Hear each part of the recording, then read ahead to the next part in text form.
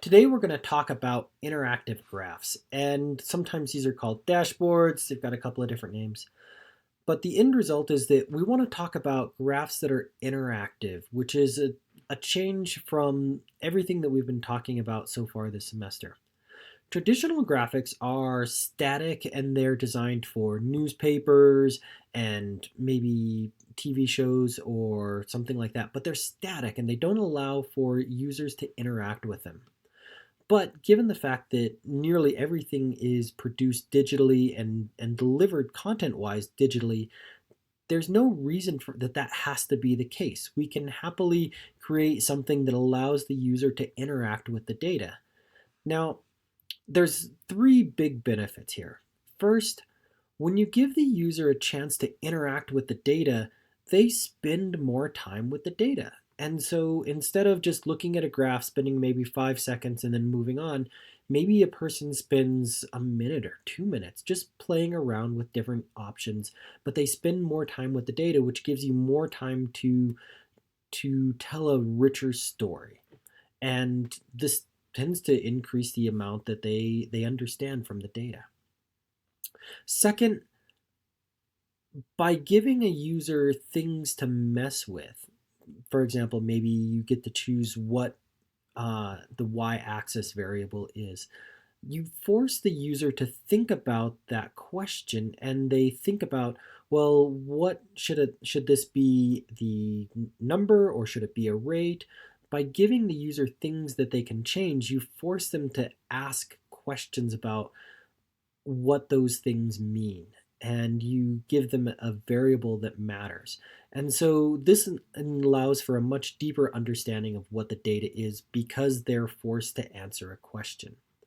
And then third, the user is going to see the information that they care about. Now, as a designer of a graphic, I can't possibly anticipate everything that the user cares about.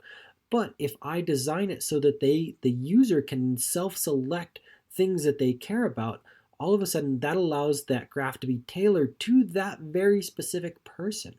And as a result, they're going to feel a lot more connection to the data and feel that it speaks to their situation much more than if I had just created the graphic for a general audience.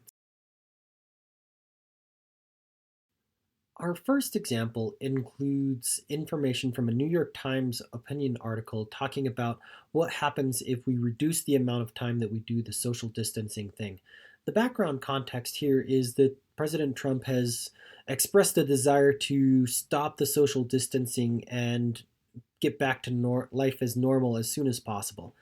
This particular article tries to answer, well, what happens if we do that? The article starts out with a simple graph, and this is a static graph, and it shows the total number of infections if we continue social distancing for 14 days versus model results if we keep social distancing for 2 months. And there's a pretty strong relationship between the number of infections in the short social distancing versus the long social distancing. Now, this graph is static, but it introduces the concept of we're going to play around with the time which we are going to do social distancing. So we then have the article that sort of presents some background information, and then we get to the interactive graph. All right, and so in the interactive graph, it's telling us I should drag this thing around and I can play with, well, what if the length of the social distancing intervention is 30 days? Then what happens? And you can see the number of infected, the number of hospitalized, and this lower red line is the number of deceased.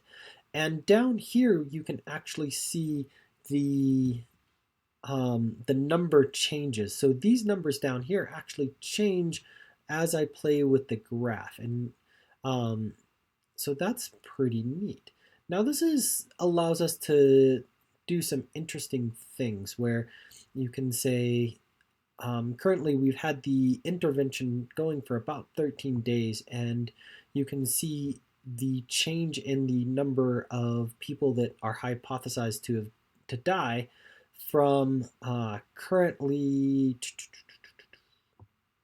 Um, let's see, this is number of contract versus sort of the projected number of deaths versus if we had done no days of intervention. So this allows us to see what the effect of these interventions are in terms of flattening the infection curve, which is pretty neat. Now this gives us just one thing to modify.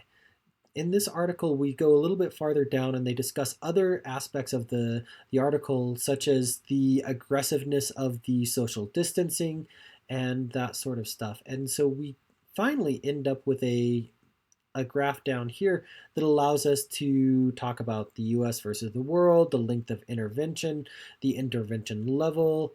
Is there an effect of warm weather? What would happen? It allows us to play with, well, what if we had started the intervention earlier or later, or what happens? And then finally, it allows us to look at how the disease, how many people each person infects another person. This is often referred to as R naught, and current estimates are that for the COVID virus, it's something around 2.5. For flu, it's 1.5. And you can play around with this toggle quite a bit to see what happens. And so this is, when you look at the flu, it's pretty simple, but once you get to things that are more infective, all of a sudden these things skyrocket. So you see how this particular parameter really affects the outside model. So this is a really fun example of how to use an interactive graph to allow users to answer and ask questions that they care about. When I first pulled up this website to read this article, I was thinking, Flagstaff versus Seattle? What? This is insane. This question makes no sense. But when I'm on the internet, they know where I am. And so I could easily select any other place that I wanted. And they chose to notice that I was coming from Flagstaff. And so they said, hey, you know what matters to you? Flagstaff. So we're going to make a comparison about the weather between Flagstaff and Seattle. Now, the whole point of this article really is to identify the fact that the rain in Seattle really isn't as oppressive as it seems, and in fact, it's probably mostly the cloud and lack of sun that makes people think Seattle is super rainy. But they had a great hook, and that great hook was something that's very personal to me, which is my own hometown. I read this and was like, an article about Flagstaff, and it drew me in, which is the entire point. So the whole point here is that they are going to compare the annual precipitation of Seattle versus other places. Now, the author, she was in Orlando, Florida for a great deal of time, and she's now comparing the precipitation between Orlando and Florida because Orlando is something that she cares about. We then can turn around and say, well, let's throw in Flagstaff because that's what the reader cares about. And we had an option of changing from Flagstaff to some other place. So we'll probably go back and look at how this data stacks up for other places that I care about. But at this point, we can see the amount of actual total amount of rain falling in Seattle versus Flagstaff is very, very different. In that they're both relatively small, but we're going to find out that these happen in distinctly different fashions. So we're doing this scrolly telly thing right now, where as I scroll up and down, the graph remains constant here, and we're going to add extra information as it comes up as we scroll around.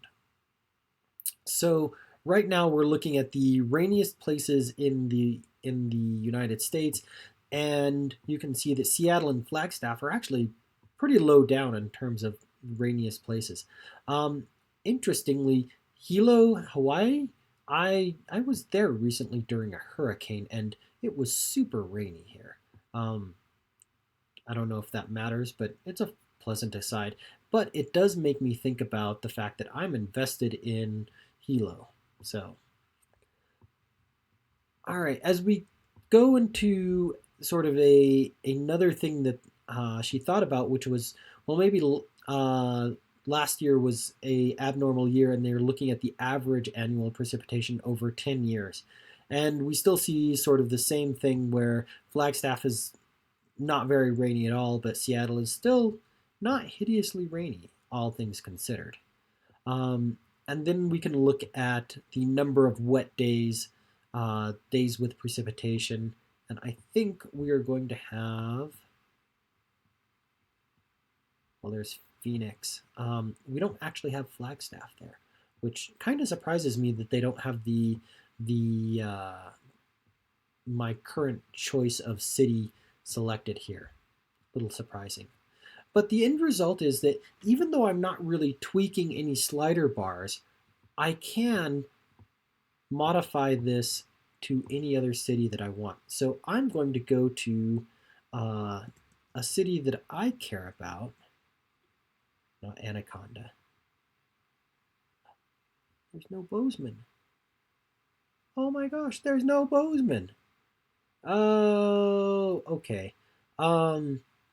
Let's go with, I guess Livingston's my closest bet. Can't believe there's no Bozeman. All right, so now we're going to go with Livingston, Montana, and do these exact same comparisons. And now it's just kind of fun for me to slide around and see, oh, Livingston isn't all that unusual compared to Bozeman. Huh, interesting. Well, now I want to start playing around with a whole bunch of other things, and other cities that I might care about. But this is a pretty fun hook to go and to see your own city in a article headline. It's a neat trick. It personalizes the website or the story to the particular reader.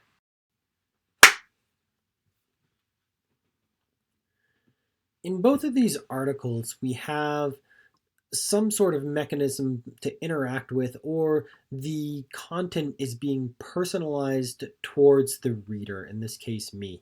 And these are both very effective ways of gathering my attention and forcing myself to really dig in and play with the data a little bit more than I would have otherwise. In this last case of looking at the rain in Seattle, I might have looked at that, and without the splash screen that says, "Hey, let's make this comparison," without that, I probably wouldn't have cared. It was an amazing hook because it focused on me.